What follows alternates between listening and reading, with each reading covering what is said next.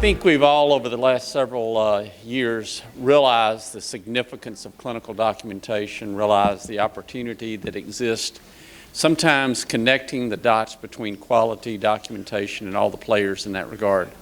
And we've had great contributions provided by members of this next panel.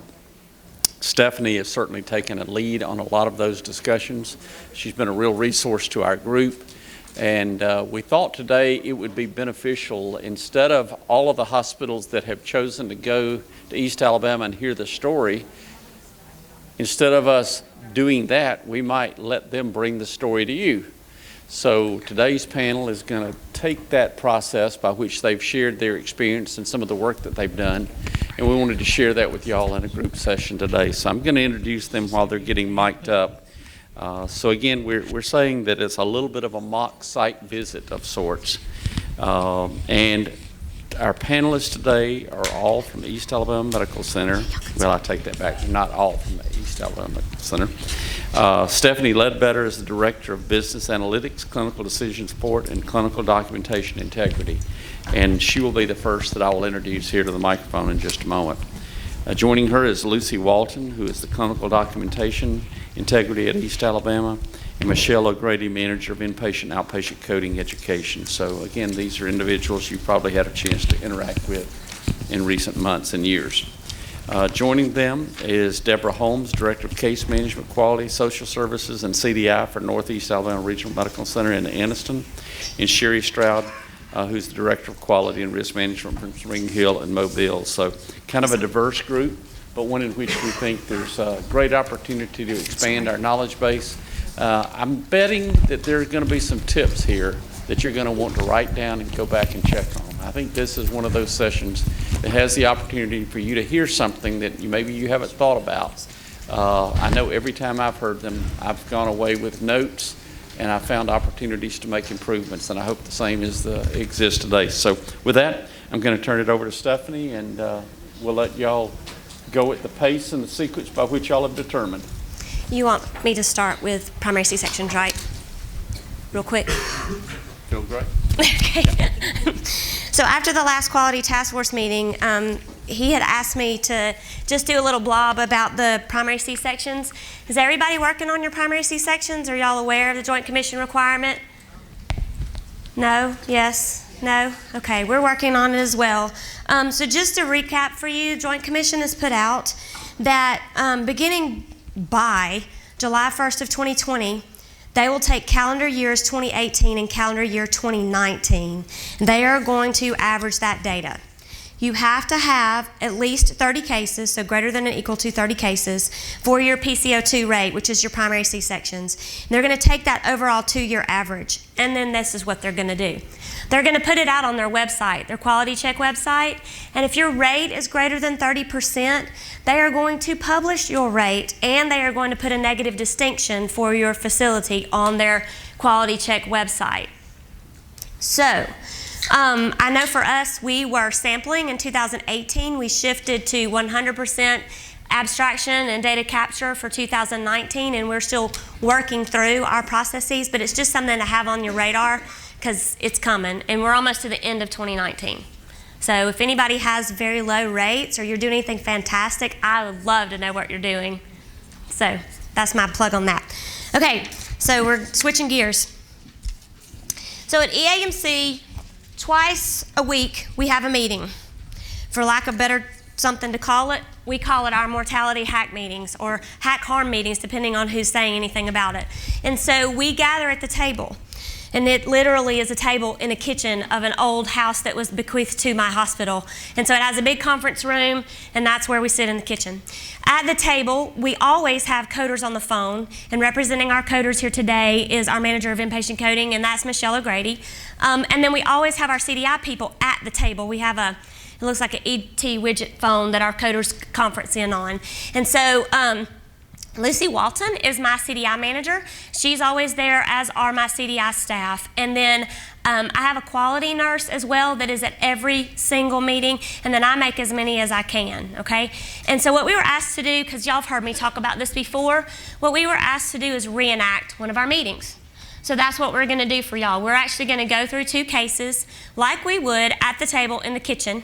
We are going to present them. They are real patients that we addressed, but they have all new names and there's no identifying information, of course. So, welcome to the kitchen on Thomason Drive in Opelika, Alabama. And it's not Tuesday, it's Wednesday morning at 8:30. We meet on Wednesdays and we meet on Fridays. The pre-work for this is this.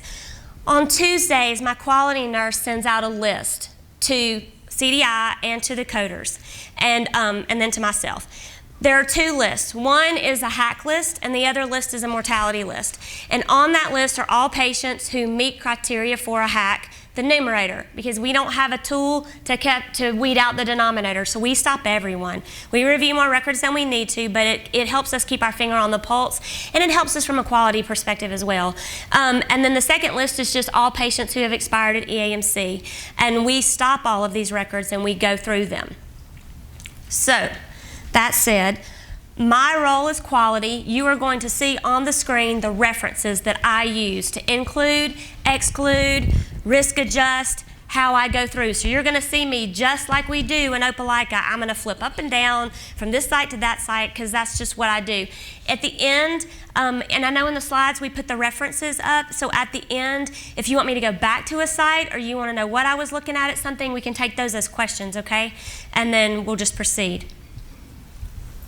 All right. Ready? Ready. Guess y'all can hear me. Can you hear me? You're not on. I have a green light. I have a green light, but I'm not on. Put it up. Put it in the center, he said. Try that. You might have to hold it up. Can you hear me now? Yep. Okay, I'll just hold it. That's fine. All right, Michelle, you ready? Ready. Okay, our first patient that we have on our list today is Miss Alice Smith, and she is actually on our list for HAC harm and mortality review. This is a 59-year-old female who presented to the emergency department with abdominal pain, and the pain had been going on for a couple of days. She has a recent history of PE. Some of her labs that were significant was she had an elevated lactic acid of 2.7, white count was 12.4, and she was hypotensive with pain, and she underwent a CT scanning, revealing free air and multiple abdominal fluid collections. She actually went to the OR, and in the OR, the physician found that she had abdominal catastrophe. She had holes in her small bowel, colon, and stomach, and she underwent bowel resections, and they ended up leaving her abdomen open due to her hemodynamic instability and her profound sepsis. This patient actually went back to the OR several times for a total of 4 visits, and on each visit the physician attempted to do wound closure, was unable to, and she was just repacked and sent back to ICU. On her 4th visit to the OR, the physician noted that her suture lines were internal wounds was disrupted, and they actually repaired those and sent her back to ICU with an open abdomen. After this visit, the physician had to have a conversation with the family, and they elected to withdraw care. This patient is actually on the HAC list for respiratory failure with a POA of no with the respiratory event of greater than 96 hours and disruption of an internal operation surgical wound that I just talked about with a POA of no. So her admit type, admit source is emergency and non-healthcare, and I agree with those. Her zip code is correct with 36854. I also agree with her principal diagnosis of sepsis is what we have. I also agree with the POAs of the HAC codes that I just mentioned.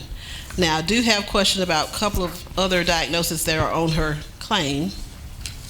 One in particular is thrombocytopenia, and when I looked at it, we actually have a POA of no that was coded by the coder.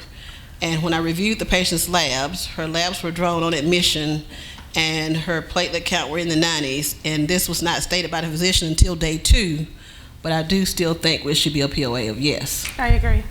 Okay, also hyponatremia and hypernatremia are both coded. And when I look at the labs, hypernatremia is actually what the patient has, and that's reflected in her labs.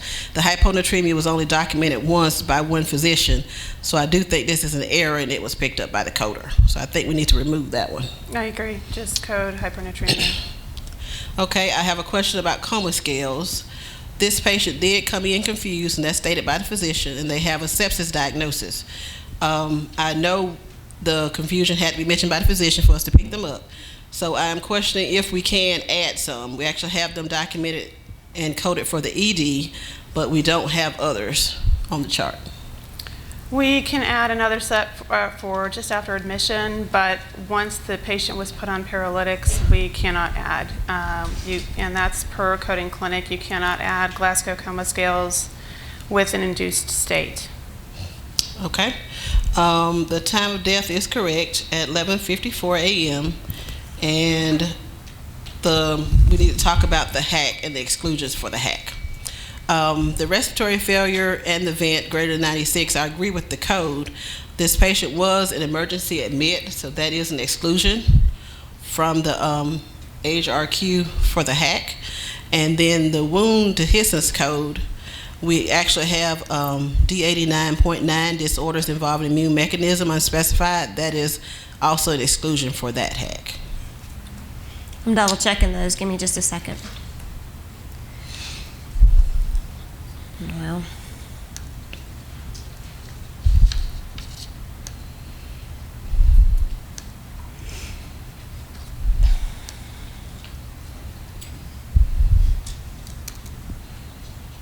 what'd you say, D89?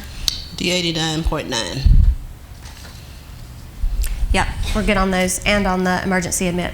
Okay. So they're both excluded. All right. And do we have any codes that need to be resequenced for quality?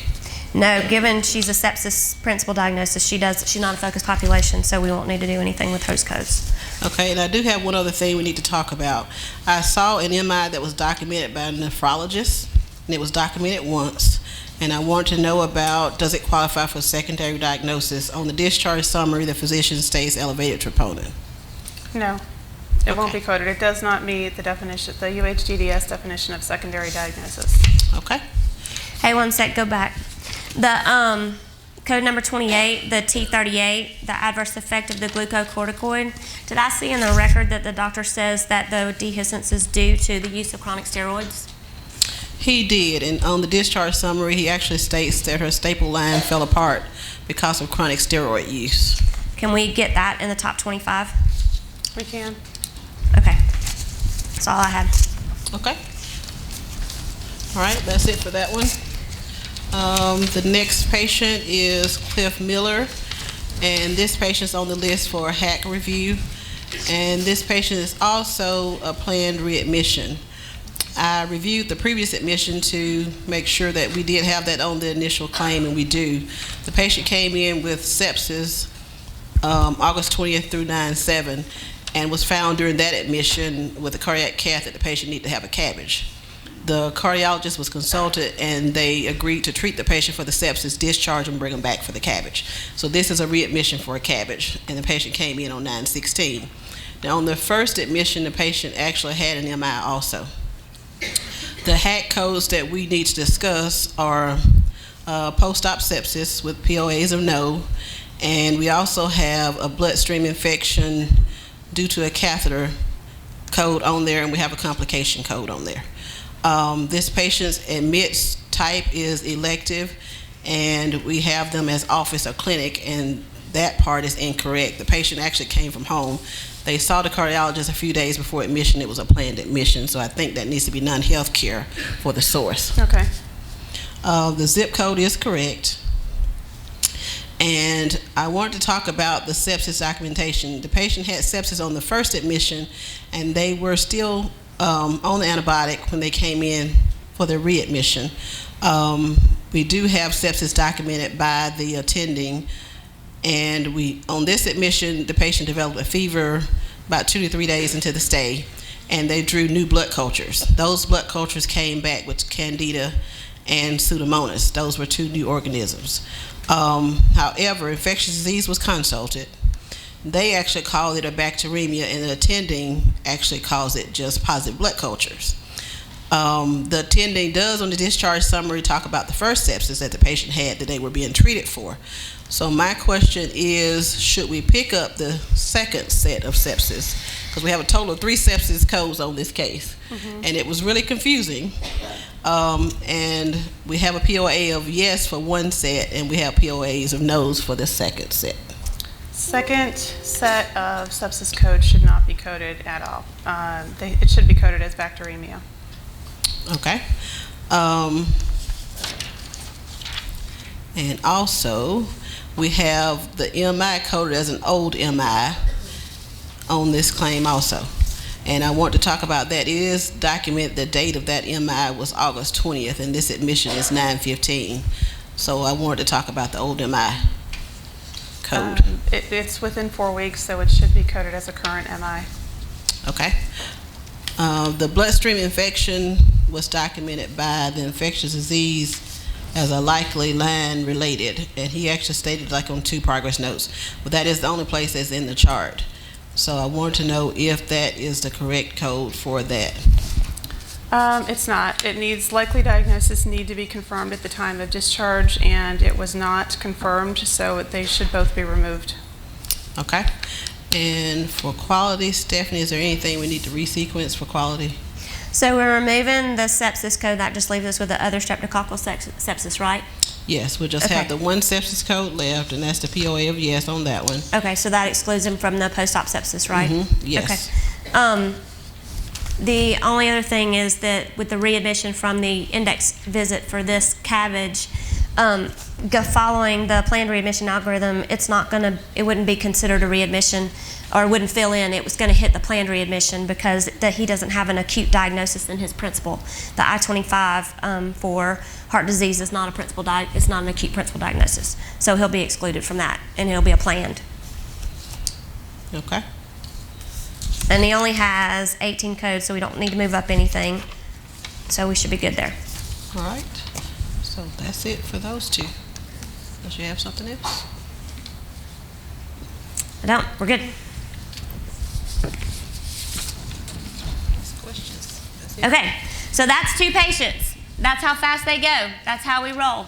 So now, we had a friendly sharing event, and we invited some friends to come and play with us one day at EAMC and went through a bunch of this. We didn't go through patients. We just talked through our process and what we've been doing. So Sherri from Springhill and Debra are going to do their part now.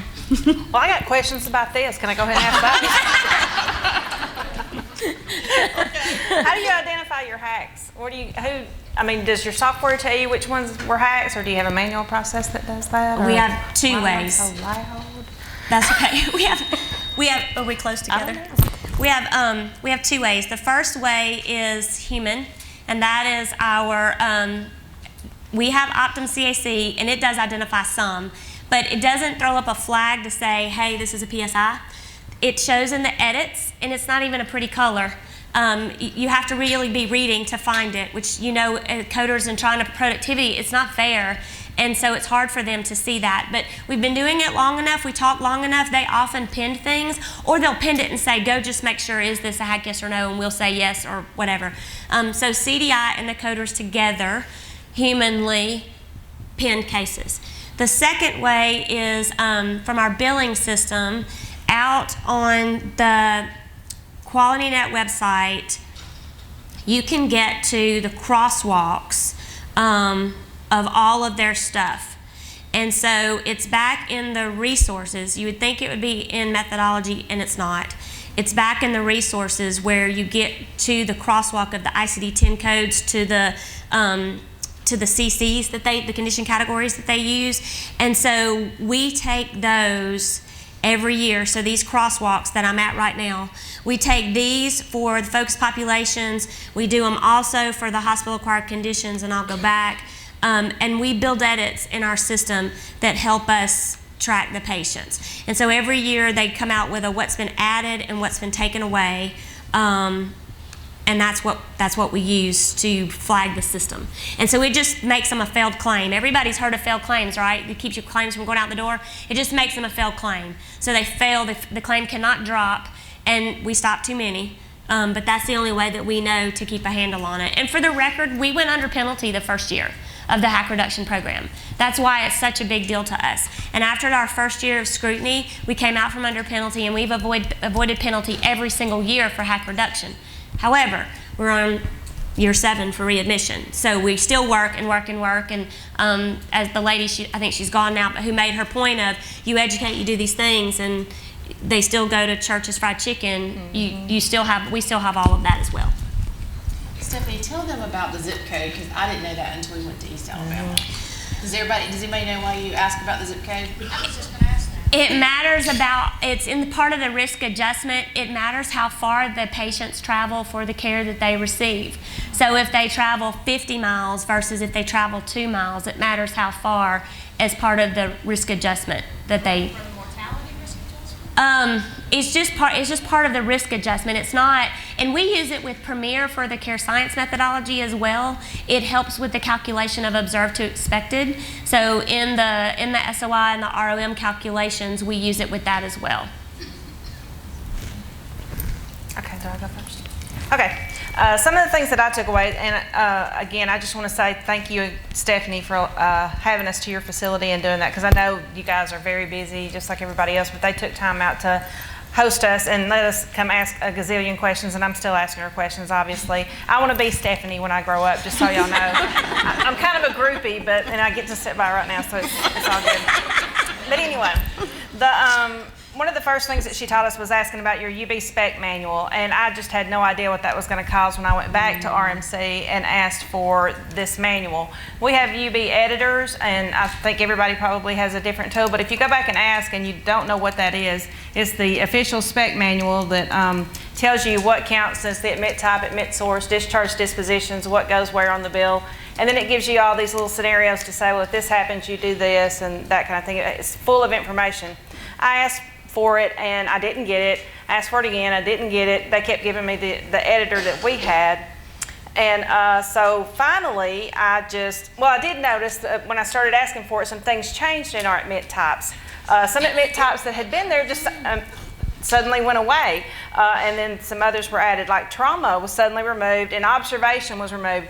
Observation isn't one, just so you know. So I finally just ordered my own, like she told us to do to begin with. The cheap was $160. $160. $160 for a single. Get you one. But y'all, they don't prorate, and they start in July. Yeah. So don't order it like in December. If you've waited, wait until July so you get your full 12 months because Right. they do not prorate. Right, that's true. So we're working on that, and then so I got the manual, and then I ran some reports and saw that we had a lot of opportunity there. So then I decided to make some of the reports that we had already built work for us. So we have this report that's just inpatient discharges by selected date range, and I had our sweet little IT guy, which is always good to have a friend in IT, in case you didn't know that.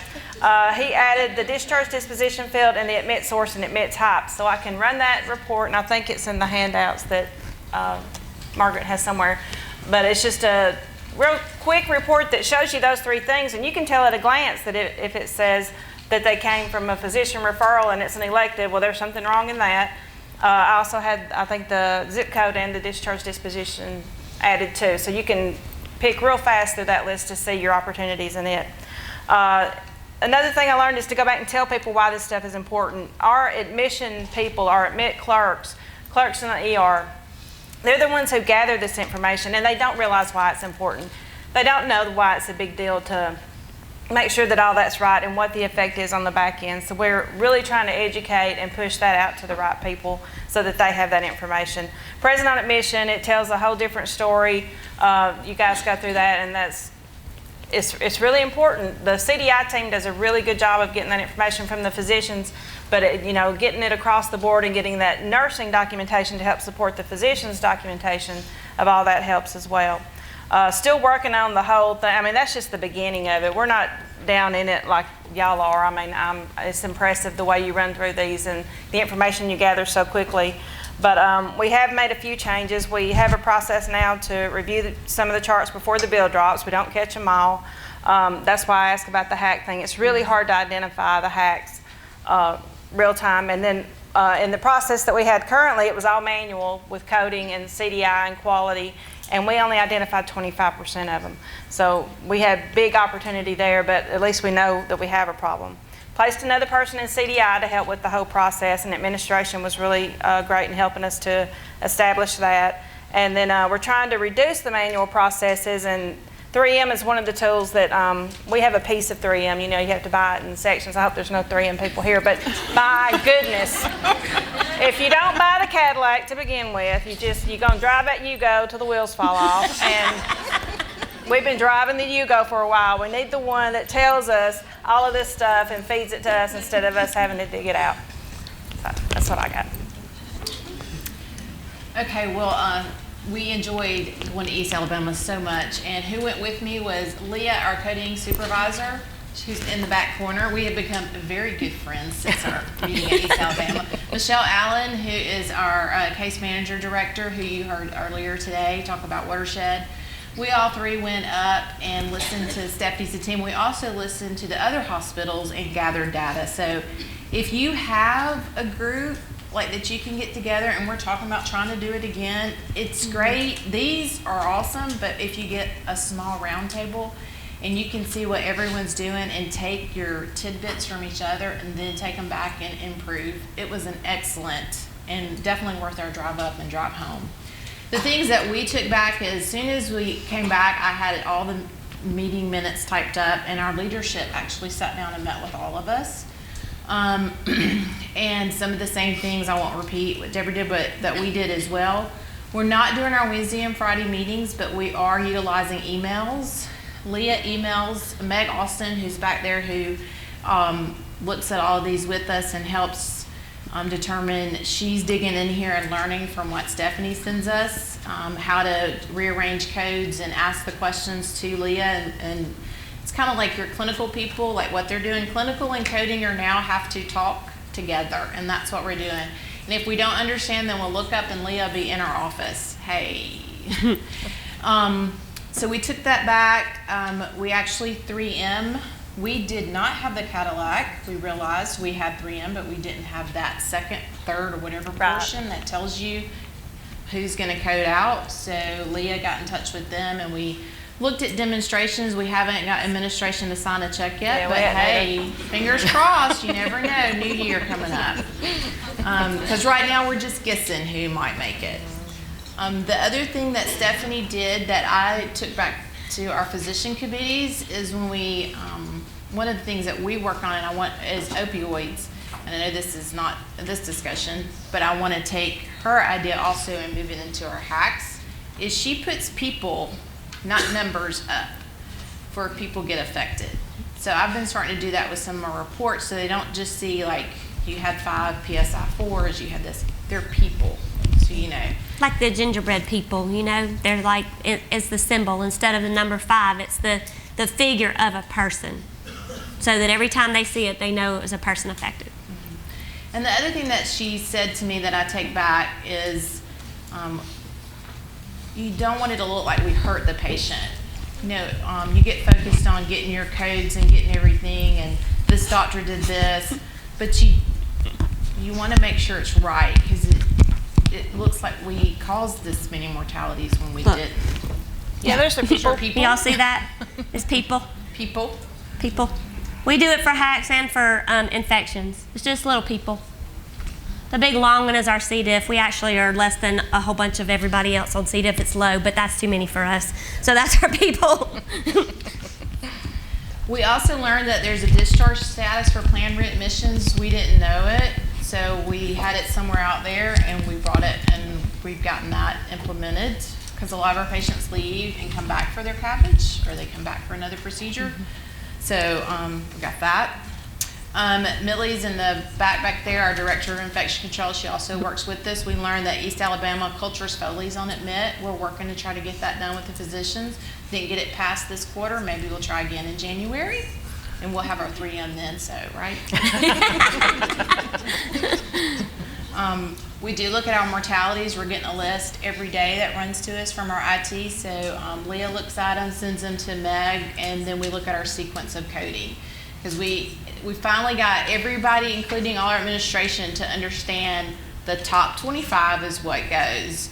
So if you have 70, 50. If you have smoking at number 4 and altered mental status, or you know whatever way down encephalopathy. Here, down at 26, it doesn't go. So I think that's some of our big take backs that helped us bring back to administration and to teach them and to teach us to help improve. Because like Stephanie said, we don't want it to look like we harm these patients. We want the reflection to be true. And that's the goal, is an accurate claim that tells the story of what happened to the patient during their stay at our place.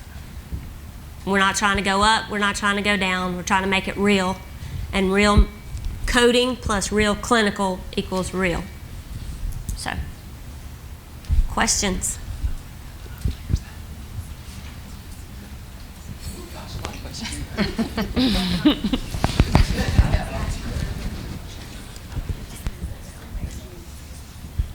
I just have a question on the front end. You keep talking about the front end with this UB40.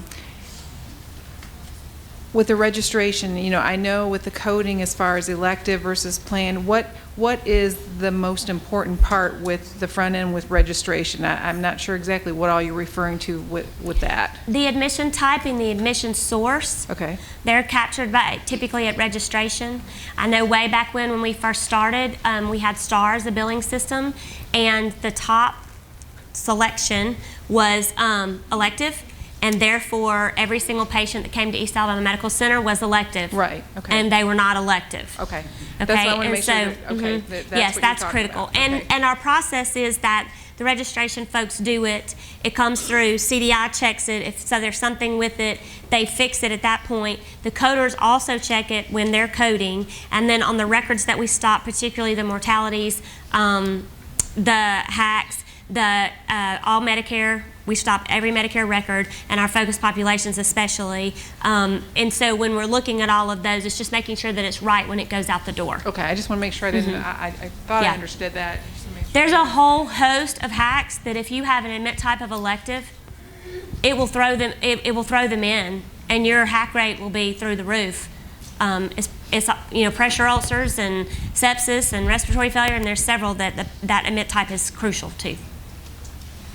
And the admit source is crucial on that as well. And y'all make sure you want to see your bill. Like you want to see that claim. You want to know. You want to see it either it prints on the coding summary. You need a picture of it, because I know Amy from Flowers said when she started digging into hers, she clinically looked at her record, and we did this too. We clinically looked at it and said, oh my gosh, this person came through the emergency room. They're not elective, but they went elective out the door, because that was done by the registration clerk who just tabbed on through the system. And so you got to look at every single piece of it. You got to put your eyes on it yourself as the final stop before it goes out the door, or your team. Somebody from your team has to look at it and has to understand the importance of it. Are there any elective admissions? There are elective admissions. There are elective admissions, and basically we define elective as I could go home and come back another day if I wanted to. That's how we explained it to our folks. Hey, Stephanie, this is Amy from Flowers. There you are. Way back here. Really enjoyed your presentation. I had one question. During your demonstration, y'all made the comment that y'all were talking about a bloodstream infection, and you said not determined at the time of discharge, so remove the code. Well, that's a battle we have with coding, because what would happen at my hospital is they would say, oh, we have to query that. And then we have to wait and query the MD. I mean, they will not just remove a code. We work very well with them, and Michelle's going to come in right behind me, but it's not just the fact that it wasn't determined at the time of discharge. There has to be supporting information in the record to go with it. It's just like the MI that was documented one time by a nephrologist, but the cardiologist said elevated troponins. If the record doesn't support it, it doesn't support it. But it has to be a group decision, and there are times we query it. And there is a specific coding guideline that you can use. There's uncertain diagnoses. If you look that up, it will specifically say that any diagnosis that is likely suspected, maybe at the time of discharge, has to be confirmed. Yeah, but our problem is they won't ever remove it. Even if the scenario you just described, they're going to query a physician, and 9 times out of 10, he's going to then say, oh yes, it's supported. And then there we have the hack or the PSI or whatever. You know, the situation, they won't use that rule and not query. That's what we kind of, they want to query everything, but when they have the ability to make a judgment, they don't want to make the judgment. And we'll ask if we feel like there is support in the record, we'll ask for a query, but there are times when it's obvious a query is not needed. Well, and Amy, from a quality standpoint, I can have a conversation with the doctor. I can go and say, and Nikki's done it several times. I mean, we've worked with our CV surgeon where something hit and the way the documentation was in the record supported a specific code. And she challenged it actually and went and sat down with the doctor, and when he opened up the record, he said, no, that's not what happened. Sometimes it takes that conversation from the quality side, not from the CDI or the coding side, to say, talk to me about what really happened to this patient. And that's why it takes all three pieces. It does not work if it's just CDI or just coding. It has to be all three pieces. Absolutely, and that's, I mean, and we do a lot of that too, talking to the doctor and then circling back to the CDI and doing that kind of thing, so, but really enjoyed it. Anything else? So what happens if you guys ever don't agree? Like if you say remove it or... It happens. I know it has to happen. Well, it recently happened with excisional debridements. We had a run of excisional debridements, and we just kind of kept digging. I said, hold them all. I held them until I think we had 20. And Lucy kept going, well, and I'm like, nope, got to get to Michelle. I got to get to Nikki. Nikki says, nope, we got to sit down and talk. And we all get together and go, okay, hold on, let's look at this. And a lot of things play into it. Is it a hot topic of a denial? Do we get denials on it? Have we gotten denials on it? What does the coding clinic say? What does the clinical knowledge say? What does up to date say? Like, we do literature searches, and I mean, we don't just sit at the table and make willy-nilly decisions. We investigate and evaluate and dig and research. Right, we get the then we resources agree. out, and we all sit down and look at them together. Right. We frequently disagree. Do you agree to disagree? But or that do you, is how you make each other better. Yes. That is how you get out of just doing something because it's the way you've always done it. Right. Other questions before we Wrap up. let me say again, I think y'all can see why I was looking forward to this. It's very much an opportunity for us to really make sure that the report card that is being published by your various agencies about your hospital, I think we all want to do the very best we can, and we want to make sure that we're getting credit for the things that we should be getting credit for, and we want to take responsibility for the things that are our responsibility. So again, I think this was one of the best presentations that I've ever heard at the Quality Forum. And I would say that I'm proud of what we started talking about a year and a half ago, I guess it was, in some of our quality task force about some of these concepts. If those of you who are in here don't have a copy of some early guidance we put out, I think, Rosemary, we could make that available. I guess it's probably on the website. On the website. But that information was very specific to some of the things that you heard here. It didn't go into the depth and detail, but it talked about that registration process and the classification of the patient. It talked about the sequencing and making sure that you knew how your system was working. It talked about knowing the specifications and making sure that you were looking at the specifications and comparing it. And again, it's bringing all of these parties together today. That was just, again, a perfect example to me of how we ought to be going about addressing these kinds of things, because if we want our results to improve, and we had numerous hospitals after we did that preliminary work, they went back and they found an awful lot of post-op stuff that we should not have been having accounted for against our hospitals, and it definitely will improve the scores if you take that process over time. So again, thank you all. Excellent presentation and good role play.